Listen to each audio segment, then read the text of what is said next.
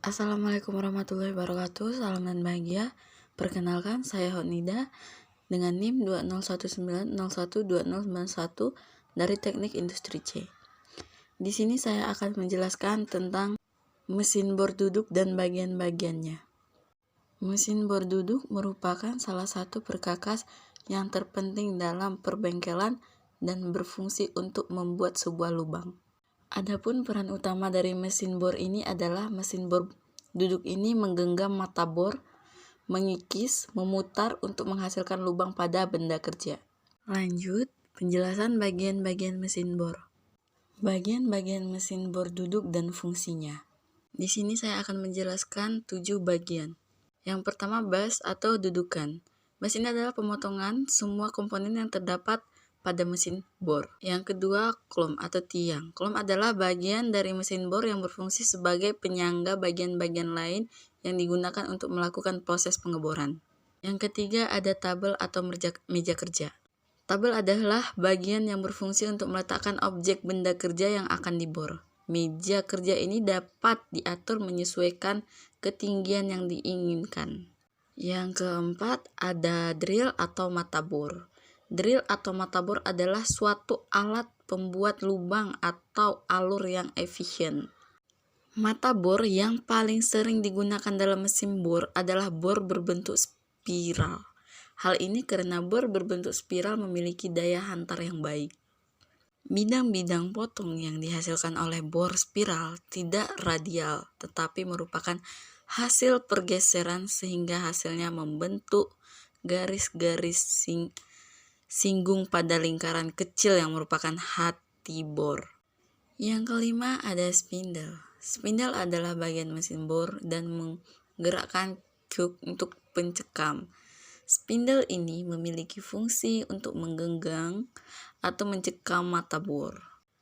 Yang keenam, ada spindle head. Spindle head adalah rumah dari konstruksi spindle yang digerakkan oleh motor dengan sumbangan berupa belt dan diatur oleh drill feed handle untuk proses pemakanannya. Yang ketujuh, ada spindle feed handle. Spindle feed handle adalah handle yang berfungsi untuk menurunkan atau menekan spindle dan mata bor ke benda kerja sehingga tidak ada pergerakan objek bor selama proses pengeboran.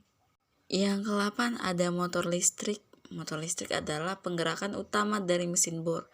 Secara lengkap, motor listrik ini dilengkapi dengan kabel power dan kabel penghubung, fuse atau steering, lampu indikator atau saklar, on atau off, dan saklar pengatur kecepatan. Fuse atau steering adalah alat yang digunakan sebagai penggenggam dalam rangkaian listrik. Fungsinya untuk memastikan muatan listrik tetap stabil dan tidak berlebihan. Nah, bagian-bagian mesin bor duduk tentu lebih rumit dan lebih banyak dibanding mesin bor tangan yang lebih sederhana. Meski rumit, mesin bor duduk lebih dapat memudahkan pekerjaan pengeboran dibanding menggunakan bor tangan yang rawan menjadikan pegal-pegal di tangan. Nah, jenis mesin bor duduk yang wujudnya seperti orang sedang duduk. Mesin bor duduk ini dipakai untuk membuat lubang benda kerja dengan diameter yang kecil. Prinsip kerja mesin bor duduk ini adalah putaran motor listrik yang diteruskan ke poros mesin hingga poros dapat berputar. Kemudian poros berputar yang sekaligus juga sebagai pemegang mata bor duduk ini, dan juga mampu digerakkan naik turun bersama bantuan roda gigi lurus dan gigi rek yang akan mengatur tekanan pemakanan ketika pengeboran. Nah, contohnya adalah mesin bor duduk Nankai 13 mm yang biasanya ditempatkan di atas lantai atau di atas meja kerja. Mesin bor ini menggunakan motor induksi 1/3 HV atau 250 watt. Terdapat 5 pengaturan kecepatan yang harus dilakukan secara manual dengan memindahkan venabelt dari puli penggerak yang terletak di bagian atas mesin. Adanan kai 13 mm ini memiliki kecepatan tanpa beban yaitu 1420 rpm.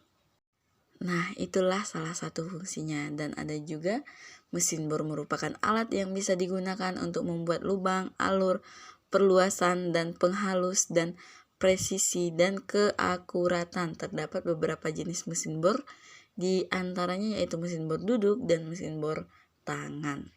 Dan yang saya jelaskan di sini adalah mesin bor duduk. Terima kasih. Jika ada salah kata, saya mohon maaf.